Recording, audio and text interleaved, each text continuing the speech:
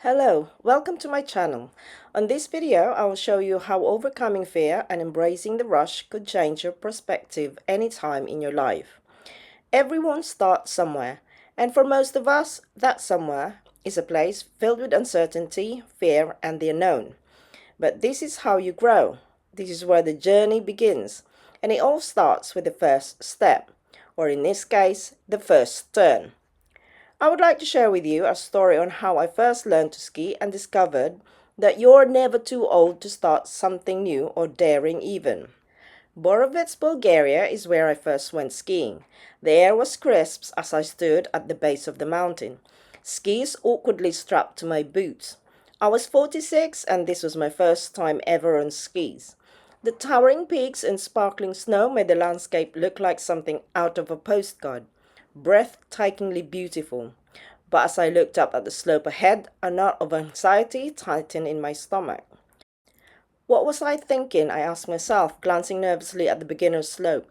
The instructors seemed so confident. They made it look easy. Me, I was terrified. But I had made a promise to myself. I was going to give it a shot, no matter how out of my comfort zone it felt. I took a deep breath and started walking awkwardly with the skis under my feet, trying to make my way to the training area. It felt nothing like I'd imagined, nothing like the graceful turns and smooth rides I'd seen on TV. I felt heavy. My legs felt like they were trapped in cement. Honestly, I thought I looked like Robocop, and the fear, it was paralyzing. After the first day, my body was sore in places I didn't know existed, but my mind was filled with determination. I was going to get the hang of this, I kept telling myself. I've always wanted to do this when I was younger. The morning started well. The instructor patiently showed us how to stand, how to walk up the slope, how to balance, how to slide on the snow, most importantly, how to stop. The key was to bend your knees slightly, keep your weight centered, and shoulders facing down the mountain. But it felt unnatural. It felt scary. It wasn't long before I realized just how many ways things could go wrong. I was able to move a few feet without falling, but the moment I tried to turn, I went crashing into the snow. Over and over again, I fell. Every time I got back up, my legs screamed in protest. I was getting frustrated. I was 46 and it felt like my body wasn't cooperating with my mind. I wasn't in control. Many times I questioned myself, why am I doing this? Maybe this is just too much. Maybe I'm too old for this. But then I remembered the only way out was through. I was determined to keep going. By the third day, I had made some progress. I could slide a little further and I wasn't falling as often. But then came a new challenge, the slope that felt like Everest. We moved up the mountain, but when I began picking up speed, panic set in. The snow blurred beneath me, and I started wobbling uncontrollably. My heart raced as I tried to slow down, but it only seemed to make things worse. I felt like I'm going to fall, I'm going to crash, and I can't stop. Before I knew it, I had stopped halfway down the slope, stuck and frozen with fear. Everyone was looking at me and telling me, it's fine, you're doing great. But I wasn't. I wanted them to shut up. I literally can't move and my body was shaking. It was a very strange feeling. I just shouted, I can't move. So my instructor, seeing my panic, got on the button lift and skied down to me, told me to take a deep breath, relax and put my skis behind hers and help me ski down the flat. Oh, I wanted to take the chair down. I wanted to give up right there. But something inside me wouldn't let me. I took a breath, took a few small steps, and slowly made my way down, shaking but relieved to finally reach the bottom. After the panic of day 3, I started questioning everything. I felt so out of my element, so embarrassed. I spent the afternoon sitting on a bench nursing my bruises with Jack Daniels, watching other skiers glide gracefully down the slope. It was very frustrating. I considered quitting, but then, as I sat there, something clicked. I call it the light bulb moment. The goal wasn't perfection. It wasn't about being the best skier on the mountain. Too late for that anyway.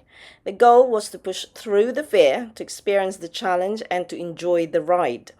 I wasn't giving up, not this time.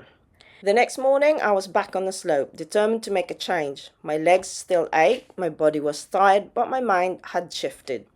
I started to trust myself more. With every fall, I got better at getting up. And then it happened. I took a deep breath and skied down the slope, focusing on the turns. For the first time, I felt the skis respond to me. My body flowed with the rhythm of the mountain. I wasn't perfect, but I was skiing. It wasn't graceful. I didn't glide down like a professional, but I felt the adrenaline, the rush of achievement. I was doing it. I had found my rhythm, and it was glorious. The next few days were a mix of triumphs and setbacks, but I was learning to embrace them all. I fell, but I got back up. I panicked, but I calmed myself down. By day 6, we were on blue runs. I was carving my way down the slopes with more confidence. I was no longer a battle. It was fun. The real joy came in the moments where I felt free, where the fear was gone, and I was simply skiing. I could feel the wind on my face, the crisp mountain air in the lungs, and the power in my legs as I turned and glided. It was an adrenaline rush like no other. I'm finally getting it. I have taken the advice that on the mountain, speed is your friend. At the end of each day, I'd join the others at the local après ski spots in Borovets. The hot chocolate with brandy, mulled wine, and the laughter and shared experiences of fellow skiers made every moment on the slopes worth it. It was in these moments that I realized just how much skiing had taught me, not just about the sport, but about life. I'd connected with so many amazing people, other beginners who were just as nervous, just as scared, but all pushing themselves to keep going. The shared stories of falls, triumphs, and the sport made it all so much more meaningful. As I sat by the fire, sipping my drink and sharing stories of the day, I realized I had come a long way. It wasn't just about skiing, it was about finding joy in the struggle, celebrating every small victory, and knowing that even when things got tough, I had the strength to keep going. Looking back on my first week, I can't believe how far I've come. I came to Borovets unsure, scared, and frustrated, but I left with something much more valuable than ski skills. A reminder that challenges are meant to be faced, not avoided.